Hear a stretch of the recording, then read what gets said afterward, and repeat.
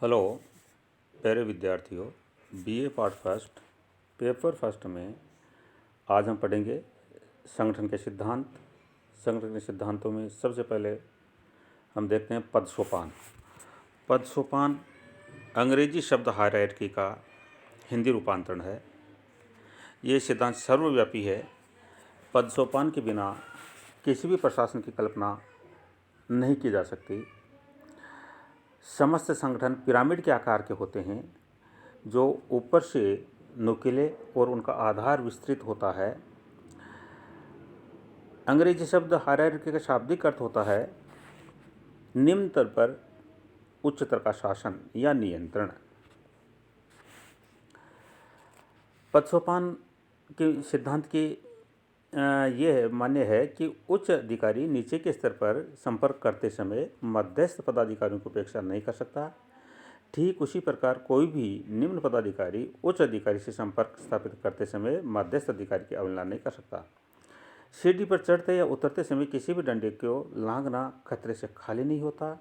ठीक उसी प्रकार प्रशासन में किसी भी स्तर को लांघना भी संगठन में प्रशासनिक परेशानी उत्पन्न कर सकता है। यह उचित माध्यम के द्वारा थ्रू प्रॉपर चैनल कार्य करने की अपेक्षा की जाती है। संगठन में जब भी कभी कोई पत्र व्यवहार या फाइल चलती है तो ऊपर की ओर या नीचे की ओर जाते समय प्रत्येक स्तर पर होते हुए गुजरती है। सामान्यतः संगठन में पदक्रम की अवहेलना नहीं की जाती।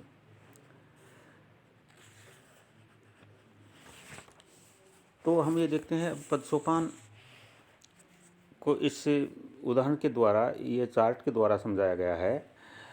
यानी उच्च अधिकारी अपने अधीनस्थ को आदेश देता है और फिर उसके बाद ए बी को आदेश देगा, बी सी को देगा और सी डी को, डी ई को और एफ तक फाइल जाएगी। फिर दोबारा अगर फाइल ऊपर की तरफ जाती है तो F E D C B A तक पहुंचेगी। राज्य में पुलिस प्रशासन, इसमें हम देखते हैं पद सोपानात्मक व्यवस्था में उच्च अधिकारियों की संख्या ज़्यादा होती है और अधीनस्थों की संख्या, जो हम नीचे चलते हैं अधीनस्थों की संख्या बढ़ती चली जाती है। इसीलिए इसका आकार देखने में पिरामिड के आकार का रूप में दिखता है। जबकि अधिकारों की बात करें तो उच्च अधिकारियों के पास अधिकार ज़्यादा होते हैं, नीचे वालों के पास अधिकार कम होते चले जाते हैं। राज्य में पुलिस प्रशासन के अंतर्गत पद सोपानबद्ध व्यवस्था की बात करें तो सबसे ऊपर महानिदेशक पुलिस है, इंस्पेक्टर जनरल पुलिस है, डिप्टी जनरल पुलिस है, पुलिस अधीक्षक है, अतिरिक्त पुलिस अधीक्षक है, उप पुलिस अधीक्षक है, सहायक पुलिस अधीक्षक है, इंस्पेक्टर है, सहायक इंस्पेक्टर, हेड कांस्टेबल है, कांस्टेबल है।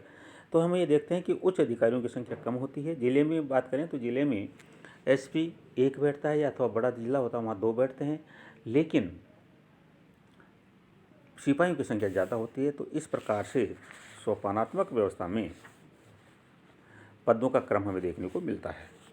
पद सोपान के लाभ हम देखते हैं। लाभ के बारे में बात करें, प्रत्येक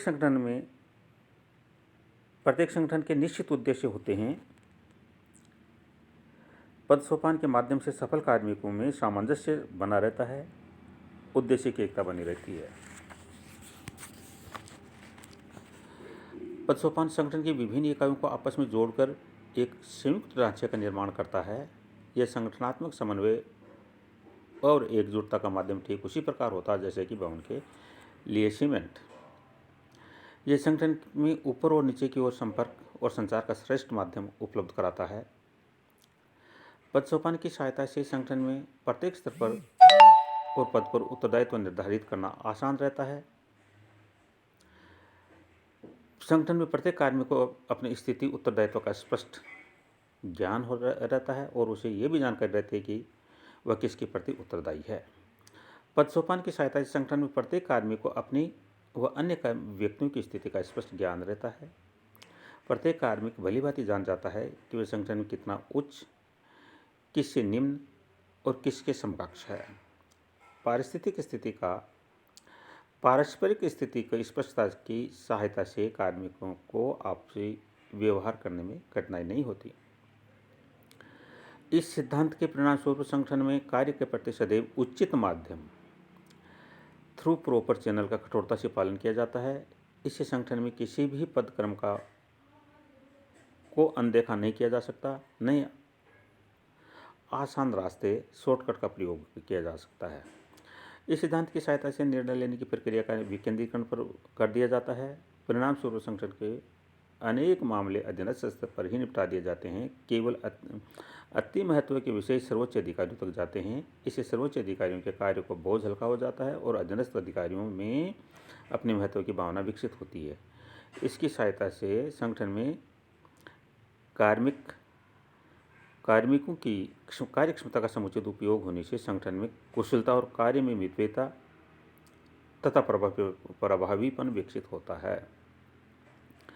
संगठन में कार्य के प्रति सदैव उचित माध्यम के अपनाने व फाइलों की गति का माध्यम निश्चित करने से कार्य की प्रक्रिया आसान हो जाती है और ये ज्ञान करना आसान होता है कि कोई फाइल या प्रार्थना पत्र कहाँ हो सकता है। तो इस प्रकार सोपानात्मक व्यवस्था के बारे में बात करें। धन्यवाद।